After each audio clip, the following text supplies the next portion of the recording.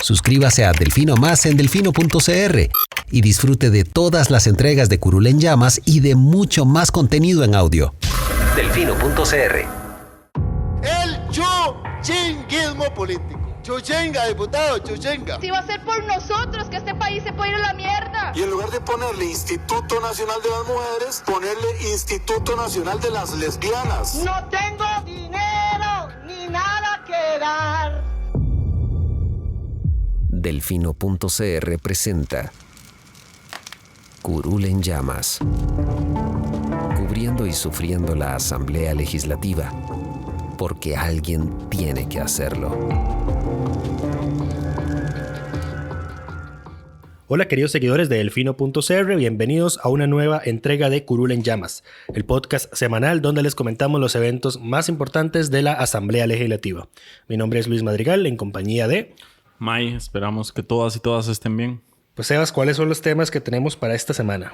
Lucho, esta fue una semana corta, ya que el jueves no hubo sesión de plenario, sino sesión solemne por los 70 años de la Constitución Política. Pero bueno, vamos a hablar de la acción de inconstitucionalidad que habíamos presentado contra el secretismo en la Asamblea, que el fallo completo ya lo tenemos y podemos comentar a fondo algunas de las cosas que ahí se señalan, que son importantes. Después vamos a darle seguimiento al tema de la Gaceta que abordamos la semana pasada, ya que el director de esta institución estuvo en el Congreso y varios diputados planean un proyecto. Le llovió en el Congreso y varios diputados planean un proyecto para exonerar a la Asamblea de tener que publicar en la Gaceta. Y vamos a hablar también del proyecto de ley de cine que ha levantado alguna controversia por venir a proponer un nuevo impuesto que vendría a financiar la industria cinematográfica del país. Correcto. Entonces, empecemos por la acción primero, Lucho. ¿Qué dijeron los magistrados en el fallo completo? Bueno, hoy 8 de noviembre, bastante rápido se nos notificó la sentencia completa, porque generalmente la sala tiene un promedio de 3 meses para redactar sentencias de fondo en acciones de inconstitucionalidad, pero esta salió antitos. Es bastante corta, tiene 46 páginas, la vamos a publicar, la vamos a dejar un link en nuestro resumen semanal de barra de prensa para que quienes quieran leerla íntegramente lo puedan hacer. Y como bien dijiste, como ya la tenemos a mano, podemos analizar algunos de los aspectos que están en el voto. Y ya les habíamos anunciado que dependiendo de lo que dijera el documento, la íbamos a reutilizar en la otra acción de inconstitucionalidad que tenemos contra el secretismo en los nombramientos de magistrados de la Corte. Pues bien, hay como 3 cositas que son bastante relevantes de la sentencia y que son las que desde ya podemos anunciarles que vamos a utilizar como otros argumentos en esa acción contra el secretismo en las magistraturas. La primera es que la sala en esta sentencia le recuerda a la Asamblea que su potestad de autorregularse, que es una potestad que está reconocida constitucionalmente, no puede ir en perjuicio de los principios que establece la propia Constitución. Entonces, o sea, la Constitución contiene expresamente una autorización a la Asamblea para regular sus procedimientos y todo eso. O sea, la Asamblea tiene esa absoluta libertad, pero la Asamblea no puede tomar decisiones o no puede hacer esas regulaciones contrario a lo que dice la Constitución.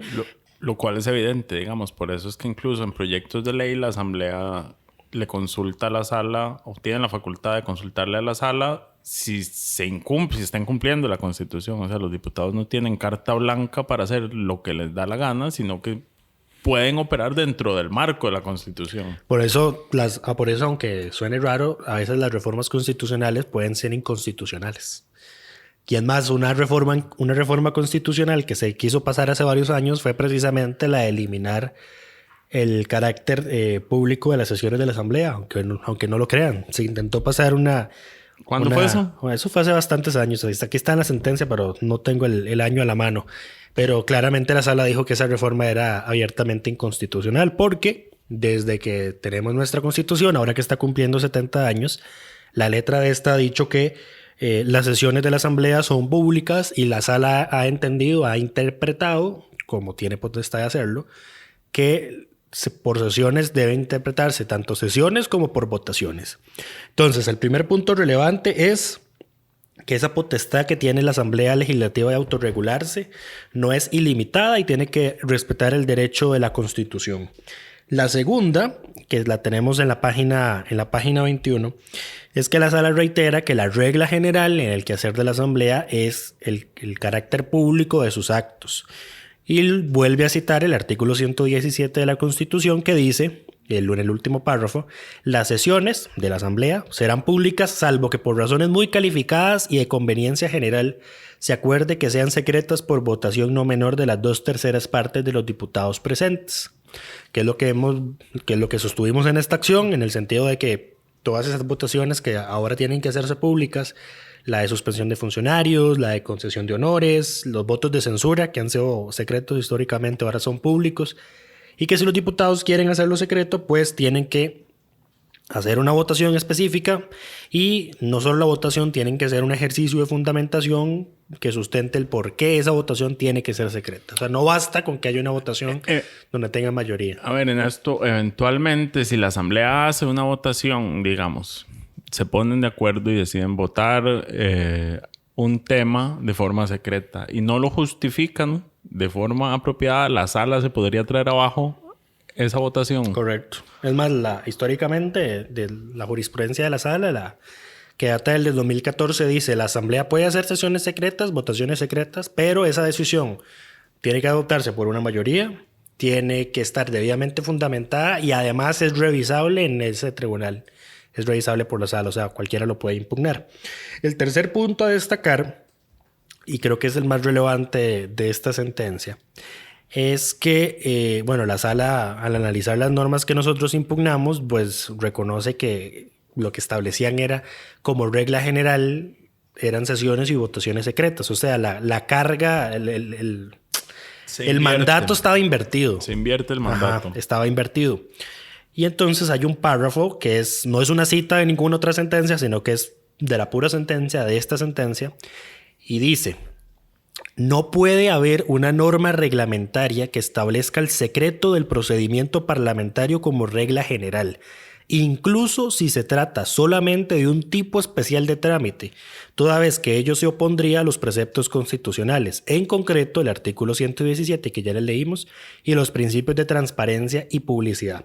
¿Por qué es relevante esto? Porque en la acción de inconstitucionalidad sobre el secretismo en las elecciones de magistrados que tenemos, pues eso, lo que nosotros impugnamos es el acuerdo que se estableció en el año 2004, si no mal recuerdo, en el que se establece ese procedimiento de votación secreta. Entonces tenemos un acuerdo, que es un acuerdo, no es una norma reglamentaria, que desde ese entonces se aplica con una votación secreta. Y entonces aquí esta sentencia dice que no puede haber ninguna norma reglamentaria, y por ende, si no puede haber una norma, tampoco puede haber un acuerdo, en el que se diga en el que todo un determinado tipo de temas tienen que votarse de forma secreta. Podríamos esperar ver esta cita, esta frase en el fallo de esta acción de inconstitucionalidad sobre la votación de los magistrados. Digamos, tendría sentido esperar, dado que la sala está siendo específica y clara en este punto, que cuando entre a conocer el tema de la elección de los magistrados use este mismo criterio para ese tema, porque básicamente es lo mismo. Es definir para toda una serie de cosas, en este caso las elecciones a la Corte Suprema, tanto de propietarios como de suplentes, un estilo de votación que va en contra de lo que dice la Constitución. Correcto. También, y ya para terminar con este punto, la sentencia tiene una nota adicional de los magistrados Fernando Castillo Víquez, que es el presidente interino de la sala, y de Luis Fernando Salazar Alvarado. Es una nota conjunta de ambos.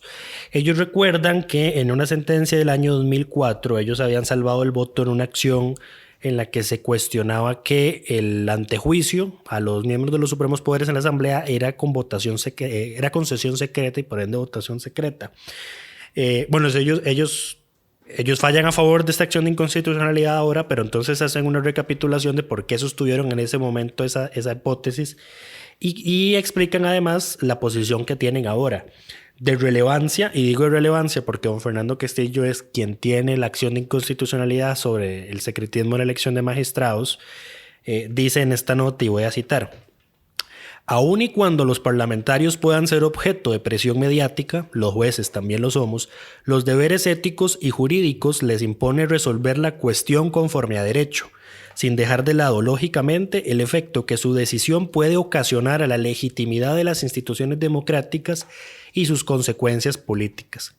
¿Qué quiere decir esto? Que bueno, por más de que los diputados aleguen de que el voto secreto es necesario en sus procesos, en sus elecciones, en sus decisiones, porque pueden recibir presiones, como si no lo recibieran en otro tipo de temas, por ejemplo con el lobby, pues para estos dos magistrados ese argumento no tiene sustento porque, vamos a ver, en primer lugar son representantes populares. Segundo, está ya más que reiterado que toda la ciudadanía tiene derecho de saber qué están haciendo sus representantes y conocer primero la fundamentación y cuáles fueron sus decisiones, porque es una herramienta de control político. Bueno, y también bien lo dicen ambos magistrados. A ver, los votos de los jueces en una sentencia también son públicos. Uno sabe cómo votaron los jueces. Y ellos fundamentan sus votos incluso cuando se apartan del criterio del tribunal, tienen que fundamentar por qué es que tienen un criterio distinto. Entonces, incluso los jueces que uno podría pensar están más sujetos a recibir presión. No están más sujetos a recibir presión, pero tienen una función distinta porque aquí ellos estaban hablando específicamente de los juicios previos. Entonces, que tienen la potestad de juzgar, en definitiva, en el caso de la Asamblea era un proceso previo, deben dar la cara ante el acusado y ante la ciudadanía de sus votos. Correcto. Y de cómo fallan. Entonces, con más razón aún, los diputados de la República, que son representantes del pueblo, tienen que dar la cara por sus votos. Sí. Y otra cosa relevante, bueno, que ellos lo desarrollan también en esa nota, que mencionan que esa necesaria publicidad, esa necesaria transparencia que debe haber en el caso de los diputados, pues eso es porque la ciudadanía además tiene el derecho de tomar esos elementos en consideración a la hora de replantearse por quién va a votar en las próximas elecciones. Vamos a ver, porque, por ejemplo, si yo veo que mi diputado o el partido por el que voté está impulsando una reforma constitucional que va a debilitar la independencia judicial, pues muy probablemente yo no vaya a votar por ellos en las próximas elecciones. Sí, o en términos más cercanos a la acción, si un diputado vota en contra de un magistrado por cómo está fallando, y yo no estoy de acuerdo con que el diputado haga eso, puedo castigar al partido en la futura elección. Correcto. Y entonces lo dicen así, es la última cita que vamos a hacer sobre este tema. En esta dimensión tiene una gran relevancia el principio de publicidad y de acceso de información, los cuales, además de ser un principio constitucional y un derecho fundamental para que los electores realicen una valoración política sobre la conducta de su representante, lógicamente también sobre su conducta privada, lo que no es objeto de análisis, por lo que les asiste el derecho a saber qué iniciativas legislativas han presentado, cómo han realizado el control político y, no menos importante, cómo han votado en los distintos proyectos de ley y de acuerdos legislativos que se conocen tanto en los órganos preparatorios como los decisorios del Parlamento. ¿Por qué es relevante esta cita? Porque don Fernando y don Don Fernando y Luis Fernando mencionan acuerdos legislativos y los nombramientos de magistrados son acuerdos legislativos, que hoy son secretos. Entonces ellos aquí en esta nota que ponen adicional al fallo reconocen que la ciudadanía tiene ese derecho de saber cuál fue la decisión que tomó un diputado en ese acuerdo legislativo en específico. Pero bueno, como les decíamos, vamos a terminar de estudiar a fondo esta sentencia. Apenas la notificaron hace unas cuantas horas y la vamos a reutilizar en esa acción de inconstitucionalidad sobre la elección de magistrados que esperamos ganar por el bien de Costa Rica. Y eso se esperaría que esté como dentro de un año, más o menos, según los pasos. Podríamos esperar un año de plazo todavía, porque las acciones tienden a durar año y medio y esta se presentó hace como no más de 6 meses. Sí. Pero bueno, a paso lento, pero avanzamos. Seguimos con el siguiente tema. Entrémosle a la ley de cine. Ley de cine.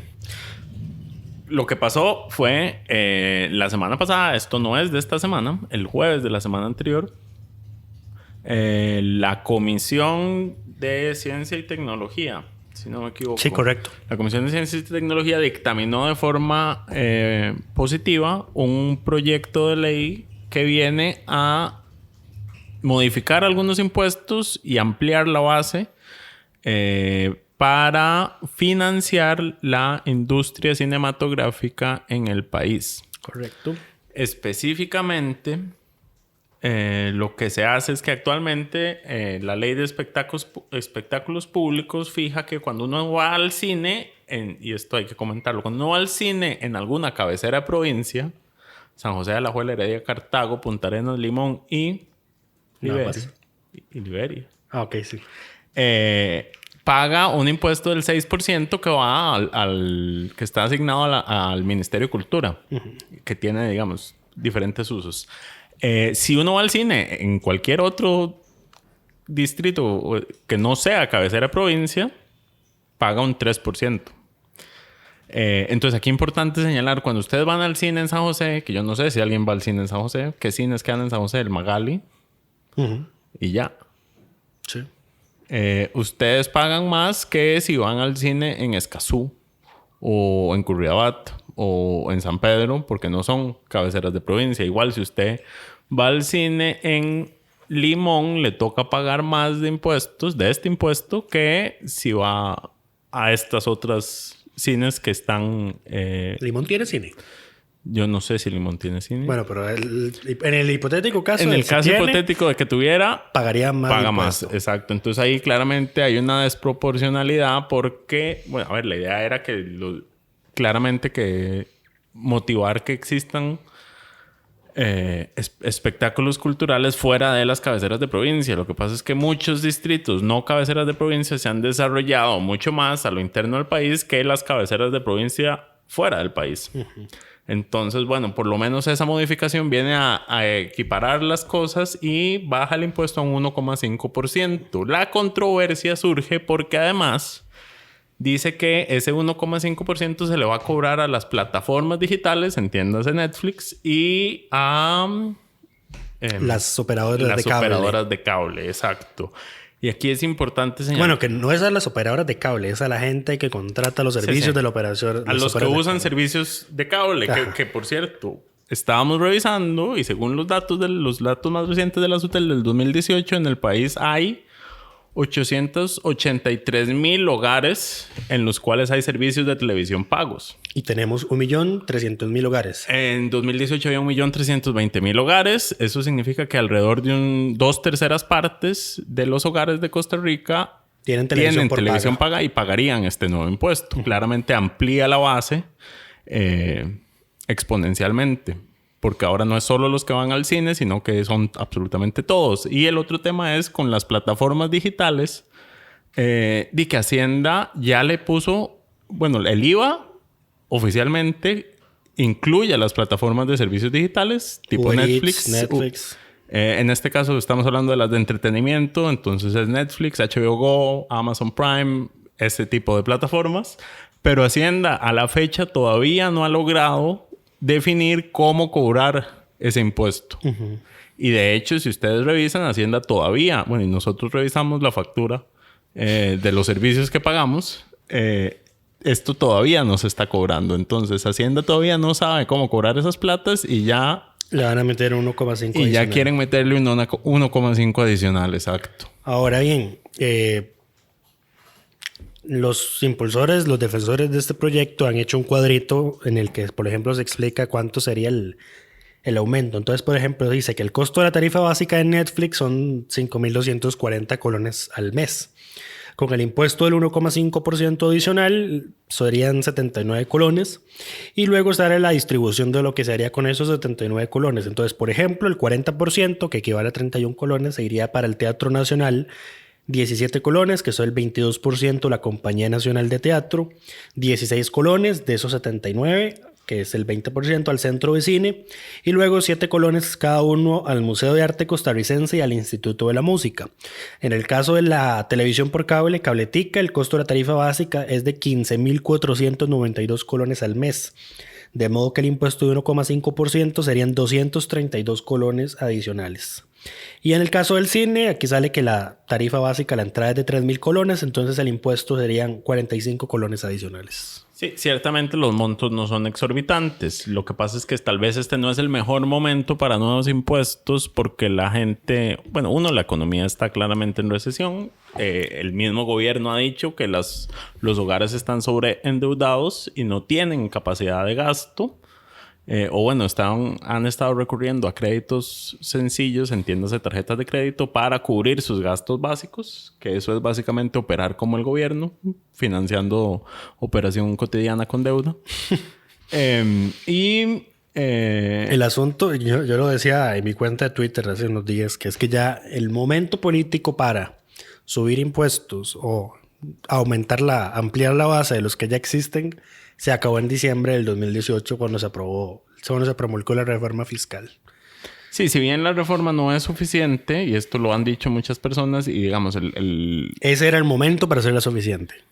Sí, pero no se hizo y la reforma sigue siendo insuficiente, pero es que aquí hay otro tema, y es que esto no viene a solventar el problema financiero del país, sino que viene a un destino específico. Que es lo que tanto se ha criticado en los otros impuestos. Que le genera, digamos, un gasto directo al Estado. O sea, esta plata no viene a reducir el déficit fiscal. Nada más hace... O sea, en términos concretos, sí es, desde un punto de vista, una legislación responsable porque define obligaciones, pero también define su fuente de ingreso. En eso está bien. El problema es que esos montos los deja fijos. El destino específico se queda de forma permanente y hasta que la Asamblea en algún momento decida modificarlo, si es que lo decide. Y en un contexto de crisis fiscal no soluciona un problema. No viene a atender ese problema. O sea, no es un impuesto para mejorar las finanzas del Estado. Ahora, desde el sector cultura han señalado todo lo que... Se va a nuestro compañero que nos visita en moto. Uh-huh. Suscríbase a Delfino Más en delfino.cr y disfrute de todas las entregas de Curul en Llamas y de mucho más contenido en audio. Delfino.cr. Desde el sector cultura, en 2015, que son los datos que tenían disponibles, se representaba el 2,2% del PIB. El aporte del sector cultura, que eran aproximadamente 1.000 millones... No, 1 millón de millones. 1 billón. 1 billón, exacto. 1 billón, pero 1 billón en español, no en inglés. Pero sí, 1 billón de colones. Y bueno, y que con esto se financiaría la industria del cine y que esto ayuda a la reactivación económica de otros sectores no tradicionales y demás, lo cual es cierto, pero bueno, aquí habrá que valorar qué es lo mejor para esta situación. Les recomendamos 2 artículos de opinión que publicamos el día de hoy. Uno de Felipe Guevara, que está en contra del proyecto, y uno de Laura Astorga, que habla a favor del proyecto, para que ustedes puedan balancear y conocer diferentes posiciones en torno a este tema. Sí. Yo no veo el proyecto honestamente aprobándose. Bueno, ya tiene un escenario complicado en la Asamblea, porque si bien sale bien de comisión, en el momento en que llega a la palestra pública, salen medios de comunicación, los diputados dicen no es momento de nuevos impuestos, y de 3 fracciones importantes, Liberación, La Unidad y Restauración, ya se alejaron del proyecto algunos diputados y dijeron no, este no es el momento adecuado. Entonces, bueno... cualquiera que vea el panorama nacional sabe que no es el momento adecuado. No, yo tampoco lo veo saliendo de forma afirmativa, y habrá que ver qué pasa. Darle seguimiento, pero bueno, la discusión probablemente continuará. En los meses subsiguientes. Sí. Y seguimos. El tercer tema es el seguimiento a la Gaceta. Como ustedes recordarán, la semana pasada... y los que no nos oyeron les recordamos, la semana pasada comentábamos acerca de los costos exorbitantes que tiene la publicación de diferentes textos que instituciones del Estado tienen que hacer en la Gaceta. Estos textos incluyen, todas las leyes, decretos, acuerdos, directrices que se generen, reglamentos, así como todos los proyectos que la Asamblea conozca con todas sus modificaciones y todas sus versiones. Entonces, esto generaba un cálculo que habíamos aproximado en 300 millones de colones anuales en la publicación de proyectos. Solo en proyectos. Solo en la publicación de proyectos desde proyectos la Asamblea. Nuevos. Solo proyectos nuevos. Solo proyectos A eso nuevos. había que sumarle los textos sustitutivos y los textos actualizados y los dictámenes. Pues bueno, como parte de este tema, la comisión especial que está analizando los proyectos de ley para que Costa Rica ingrese a la OCDE recibió en audiencia el miércoles a José Ricardo Salas Álvarez, que es el director de la Imprenta Nacional desde septiembre de este año. Lo convocaron porque la imprenta no había publicado, y lo publicó hasta hoy, 2 proyectos de ley relacionados con seguros de depósito, que los mencionamos muy someramente en otra entrega de un podcast. El seguro de depósito ha sido una recomendación que la OCDE le entregó a Costa Rica, es uno de los requisitos para que Costa Rica ingrese a ese organismo. Y luego hay una discrepancia, hay una negociación, un tira y encoge entre el gobierno y la OCDE, porque el organismo lo que ha dicho es que se necesita ese seguro de depósito, que hoy no hay, que hoy no existe, al menos en el tema de banca privada y otros entes financieros. Y luego, bueno, lo que dice es que tiene que crearse uno. ¿Qué es lo que pasa? Que la posición del gobierno es que en el caso de la banca pública, la garantía del Estado, que está estipulada en el artículo 4 de la Ley del Sistema Bancario Nacional, ya es una especie de seguro, es un seguro de depósito para los clientes de los bancos públicos. Y explicaba, por ejemplo, Pilar Garrido, que es la ministra de Planificación en esa misma comisión, que cuando ha habido tiempos de incertidumbre en el sistema bancario nacional, los bancos privados trasladan sus depósitos, sus ahorros hacia los bancos públicos. ¿Por qué? Porque como los bancos públicos tienen esa garantía del Estado, entonces, por ejemplo, los que fueron clientes de Bancrédito o de el Banco Anglo Costarricense, que ya no existen, cuando quebró y si tenían algún tipo de ahorro, pues el Estado vía presupuesto nacional es la que le repone ese dinero. Ahora bien, a la OCDE no está muy convencida de esto y entonces aquí es donde está el tire y encoge, porque la OCDE dice se necesita un seguro de depósito que cubra todos los bancos. Entonces, la posición del gobierno es, ya eso existe, en el caso del sistema de los bancos públicos, nada más habría que crear uno para los bancos privados y los otros organismos. El problema es que los diputados de esta comisión, los de oposición, han sido muy reiterativos en que esos proyectos, el proyecto que cumple con el estándar de la OCDE, en el sentido de que haya un depósito de seguro para todos los bancos, incluidos los públicos, es el que ellos presentaron. Eso también, y este tema sí lo comentamos en el podcast también que hicimos libre la última vez. Porque precisamente estaba esta circunstancia que como el gobierno no está de acuerdo, entonces estaba el temor de que presentaran un proyecto incompleto en los términos de OCDE, como efectivamente ocurrió. Al punto de que Diala Jiménez, que es la ministra coordinadora en este tema, la ministra de COMEX, de Comercio Exterior, pues ella misma ya dijo, el proyecto que yo apoyo es el proyecto que presentaron los 30 y pico diputados de oposición, porque es el que tiene el seguro de depósito para bancos públicos. ¿Ibas a decir algo? No, Okay. O sea, sí, pero es entrar en algunos detalles técnicos, porque el tema está en que si bien la garantía del Estado opera como un seguro, en términos reales no es un fondo. No es un fondo. Y eso es un problema para las finanzas del Estado. Y ese es el tema que la OCDE ha mencionado y que y además no es inmediato. Y que no es inmediato y Rodrigo Cuber... Sí, porque no existe. O sea, un fondo existe porque está el dinero ahí guardado para ser usado en situaciones especiales. Correcto. En el caso de la garantía del Estado es, bueno, vamos a hacer un presupuesto extraordinario, sacarnos plata de deuda para pagar esto. Correcto. Entonces, el tema no es tan sencillo y no tiene que ver únicamente con incluir o no a los bancos públicos o de que si los bancos públicos tienen o no el seguro. Esa es toda una discusión porque honestamente, vamos a ver, la garantía del Estado es una letra en una ley, la ley del Sistema Bancario Nacional. Pero como bien dijiste, en la práctica no existe. Es que el tema no es la garantía en sí mismo. O sea, sí está bien, el Estado lo cubre, pero ¿a qué costo y de dónde salen los recursos que el Estado lo cubre? Y eso es lo que la OCDE está diciendo. Como Costa Rica, país, ustedes, por el bien de sus finanzas públicas, no se vean expuestos a que quiebre el Banco de Costa Rica y ustedes tengan que asumir eso sin tener un fondo. Y es que, o sea, vamos a ver, como dice el dicho, manda huevo. O sea, ya quebramos 2 de los bancos. Bueno, ya hemos quebrado 2. Quebramos, suena a manada. Los administradores de los bancos estatales han quebrado ya 2 bancos estatales. y pues se ha tenido que pagar vía presupuesto, hubo que honrar vía presupuesto las obligaciones que tenían Dos esos bancos bancos, los estatales compromisos. en 25 años. Es lo cual es una tasa de éxito muy alta si uno se dedica a quebrar bancos. Pero Hay bueno. Bueno, volviendo al tema de la imprenta, estos dos proyectos, como les habíamos dicho, no se habían publicado. El requisito de la OCDE era que estuviesen presentados en determinada fecha. Se presentaron en el filo de esa fecha y ya... Porque además el requisito de la OCDE es que estén aprobados en febrero. Ajá. Y estamos en noviembre, entonces claramente están corriendo con esto.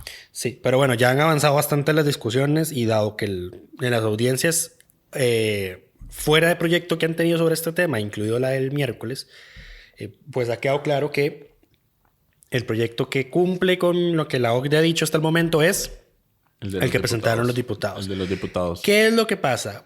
Y aquí vamos con el tema de las coincidencias que salieron a la luz en esa audiencia.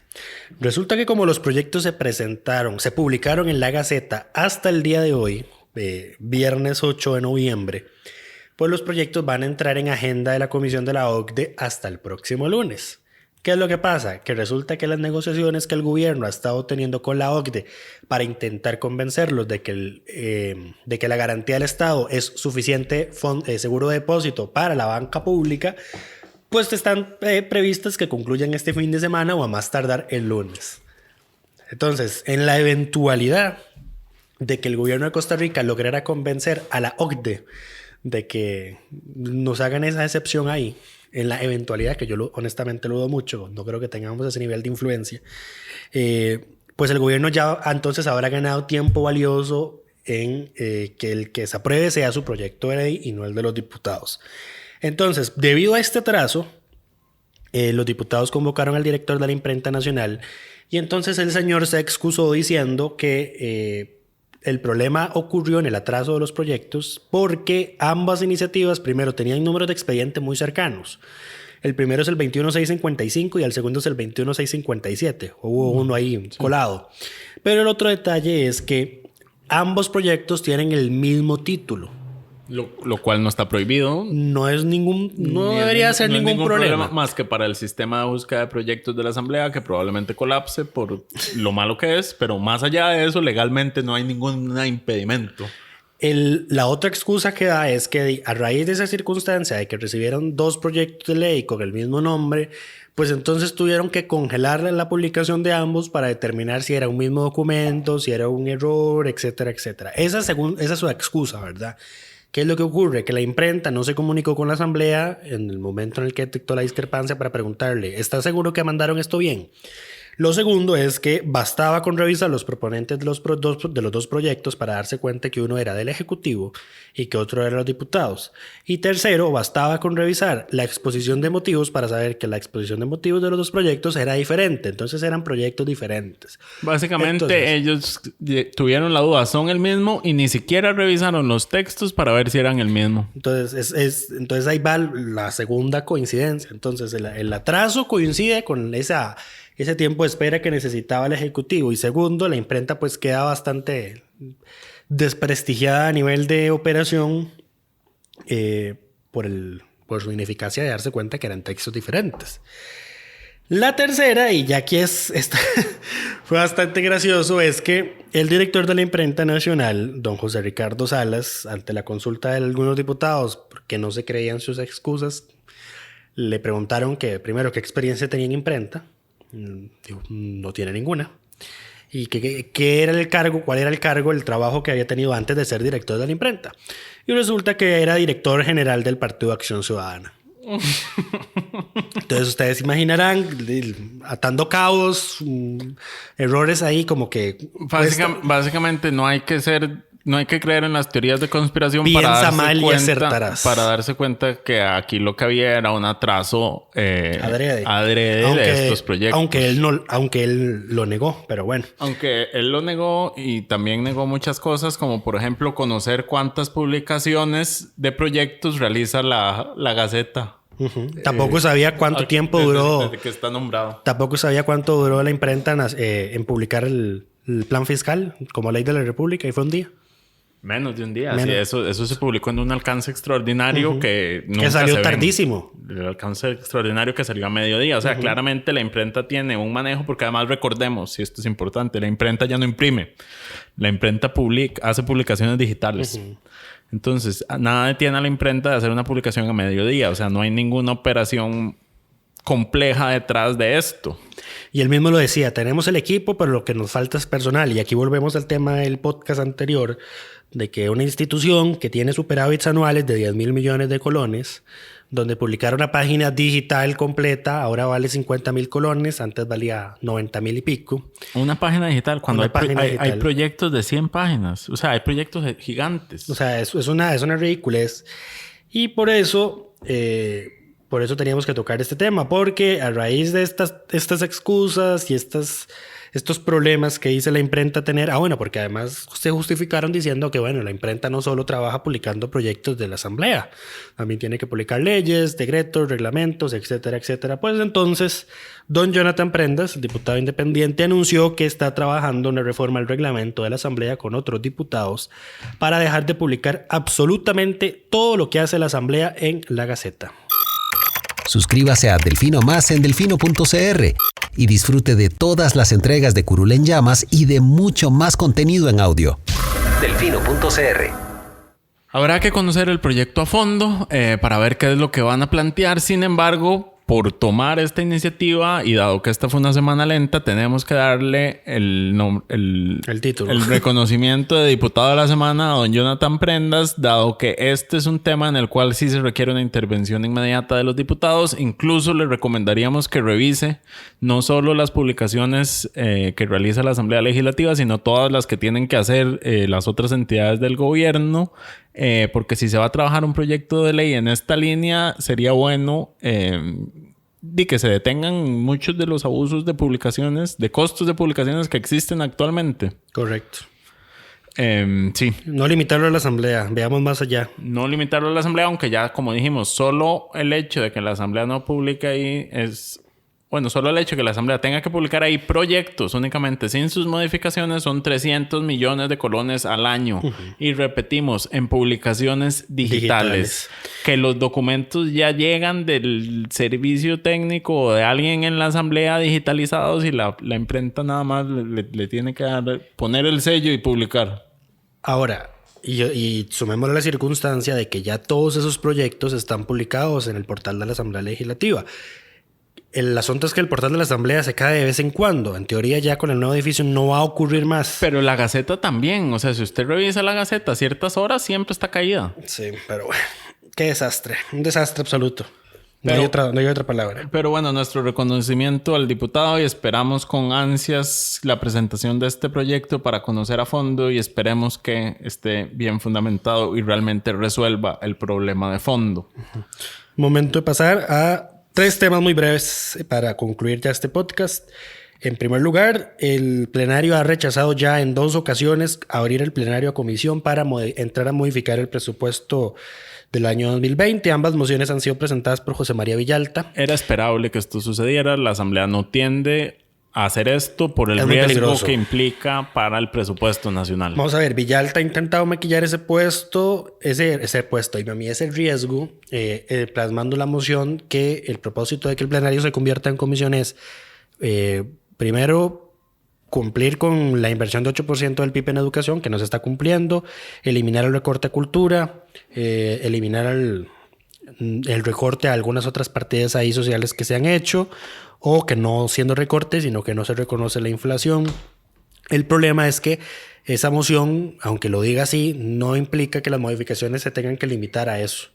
Entonces, si el plenario se abre a comisión, cualquier otro diputado puede presentar una moción para hacer más recortes a partidas, entonces es muy peligroso. Entonces, por eso su moción no ha tenido éxito hasta el momento. La discusión, como les habíamos comentado, acapara todo este mes de noviembre, así que es un mes bastante lentito. Bueno, después de las semanas que habíamos tenido con 12 proyectos en segundo debate, por ejemplo, ya por lo menos es un descanso previo a fin de año. El siguiente tema, Mario. El siguiente tema es, se frenó la aprobación en segundo debate de la creación de un museo de energías limpias en Bagaces, que como les habíamos dicho, no tenía una fuente de financiamiento estable, y que así lo había advertido la Contraloría General de la República y así lo había advertido la gente que tiene experiencia en museos, y entonces, bueno, los diputados lo retrotrajeron a primer debate para hacerle modificaciones.